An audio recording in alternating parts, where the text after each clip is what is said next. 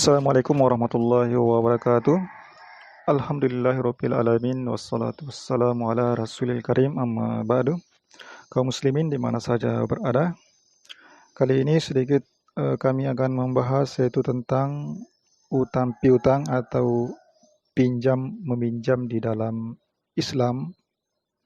Jadi utang piutang ini di dalam Islam itu diperbolehkan dengan syarat untuk kebaikan-kebaikan, tapi tidak dihalalkan, itu diharamkan utang piutang di dalam perkara-perkara kemaksiatan. Itu dijelaskan di dalam Bukhari Muslim. Kemudian hutang piutang ini atau pinjam meminjam ini sedikit lebih tinggi pahalanya daripada bersedekah.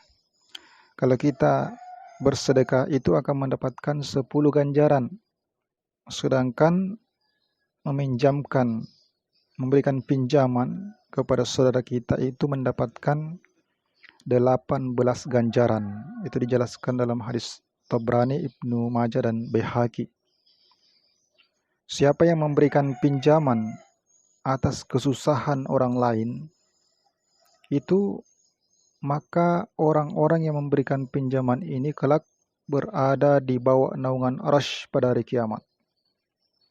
Dan barang siapa yang meminjamkan kepada orang lain, memberikan pinjaman kepada saudara-saudaranya, maka dia mendapatkan pahala bersedekah setiap hari sejumlah yang dia pinjamkan, hingga saudaranya yang dipinjamkan ini melunasi daripada hutangnya.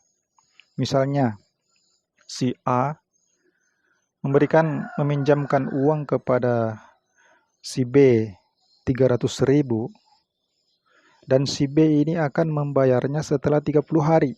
Jadi dia meminjam jangka waktu 30 hari.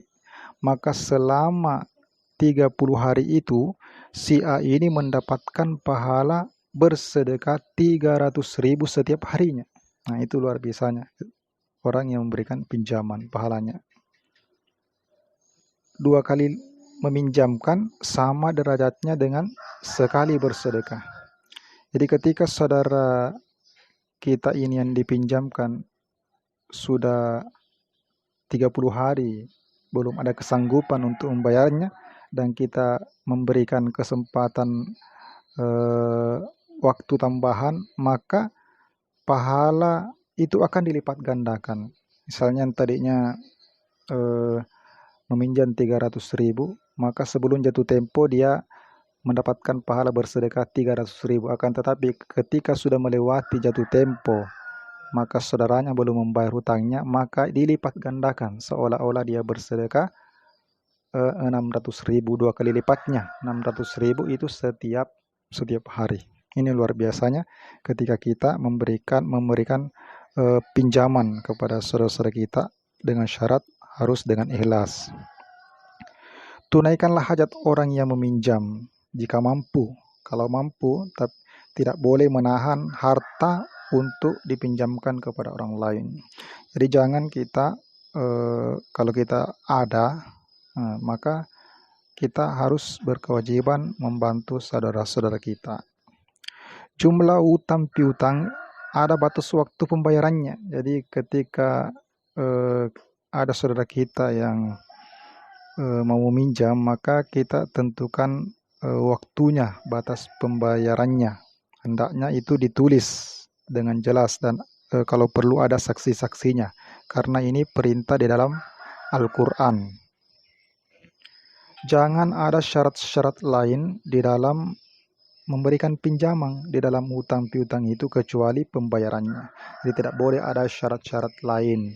Misalnya kalau sudah jatuh tempo maka didenda, itu tidak boleh. Itu termasuk dalam tambahan dalam memberikan hutang, itu adalah riba. Jangan menerima dan memberikan pembayaran melebihi jumlah pinjamannya. Nah, karena itu adalah perbuatan riba. Memberi atau menerima kelebihan dalam pembayarannya itu adalah riba. Itu banyak sekali jelaskan dalam hadis Bukhari, Muslim, dan Abdul Razak. Contohnya si A meminjam uang kepada si B sejumlah 1 juta selama 20 hari dengan ijab pembayaran 1 juta itu ditambah dengan 100.000, atau dijanjikan akan memberikan hadiah kepada B sebagai tambahan dari nilai pinjamannya. Jadi selebihnya yang 100.000 ini adalah riba. Peminjam itu disunnahkan melebihkan pembayaran. Nah, jadi orang yang meminjam ini harus juga pengertian, harus pengertian. Ini disunnahkan. Jadi lebih baik ya, ketika kita meminjam kepada saudara-saudara kita, maka disunnahkan ketika nanti membayar pinjaman kita, membayar hutang kita, itu disunnahkan untuk melebihkan. Itu dijelaskan juga dalam hadis Bukhari dan Muslim, dengan catatan tanpa ada perjanjian tambahan sebelumnya. Jadi pada saat pada saat meminta pinjaman itu tidak ada perjanjian bahwa nanti akan saya berikan tambahan atau hadiah, tapi tidak ada perjanjian yang sebelumnya. Itu kesukarelaan bagi kita yang meminjam. Jadi contohnya kita meminjam 1 juta, kemudian kita mau membayarnya, maka disunahkan kita yang meminjam ini untuk memberikan sedikit tambahan sebagai bentuk tanda terima kasih kita, sebagai bentuk tanda kebaikan kita saling memberi sesama saudara kita. Jadi seperti itu ya teman-teman kaum muslimin di mana saja berada, adab-adab di dalam utang piutang di dalam Islam. Semoga ilmu ini bermanfaat dan kita bisa amal sampaikan, terutama pada diri pribadi saya. Demikian, Assalamualaikum warahmatullahi wabarakatuh.